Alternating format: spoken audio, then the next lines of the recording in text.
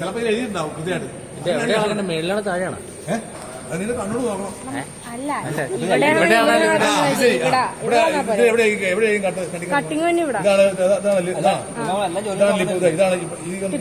ഇതാണ് ഇതിന്റെ എന്നാ പറഞ്ഞ ഇതിന്റെ കട്ടിങ് എഡ്ജ്. ഇത് തിരിയുമ്പോ ഇവിടെ വെച്ച് ഇങ്ങനെ ഇവിടെ വെച്ച് കട്ടെടുത്ത് പോണേ കണ്ടോ? ഇവിടെ അപ്പൊ ഇതിങ്ങനെ പിടിപ്പിക്കുക. പിടിപ്പിക്കണ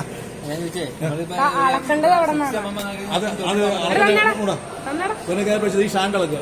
ഇതുണ്ടോ? ഇത് എന്തൊരു ടൈപ്പ് ഇട്ടില്ല, പാരല ഷാങ്കാണ്. പാരല ഷാങ്ക് ഞാൻ അർത്ഥം ഇങ്ങനെ ഇത് പാരല ഷാങ്ക് പറയാൻ കാരണം അവിടെ പാരലാണ്. ഇത് പറഞ്ഞ ശരിയാ, എങ്ങനെ പാരലാന്ന് പറഞ്ഞത്? ചിലപ്പോൾ നിങ്ങൾ അത് അങ്ങനെ ചോദിക്കും, ആരാ എക്സ്ട്രാ ചോദിക്കും. ഇത് പാരല ഷാങ്ക് ഇട്ട് നിങ്ങൾ പറയും ഇത് പാരല ഷാങ്കാണ്. അത് എന്നാ പാരല സീരീസ് ഷാങ്ക് ഉണ്ടോ? ഏത്? അപ്പൊ ടാപ്പർ ഷാങ്ക് ഇട്ടില്ല. ഇങ്ങോട്ട് തന്നത് അത് ഇത് മറ്റേ അത് അപ്പുറത്ത് ആടില്ല.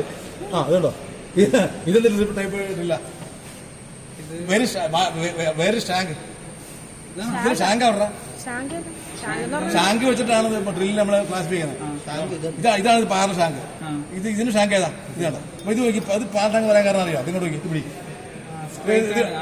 അതായത് ഇവിടെ നിങ്ങൾ ലൈൻ വരച്ചു അങ്ങനെ പോവാ. ഇത് പോണു.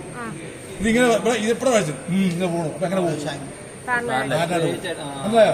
അപ്പൊ ഈ ലൈൻ ഇങ്ങനെ പോകണം പാരല പോകും. ചിലപ്പോ അവർ ചോദിക്കും വാട്ട് ഇസ് പാരല ഷാങ്ക്. ഈ ടാപ്പർ ഇത് നോക്കി ഇതിന് ഷാങ്ക് എവിടെയാ? അപ്പൊ പോവാ. ഇതിന് ടാപ്പറാ എവിടെയോ പോയി മുട്ടും. എവിടെയെങ്കിലും പോയി മുട്ടും.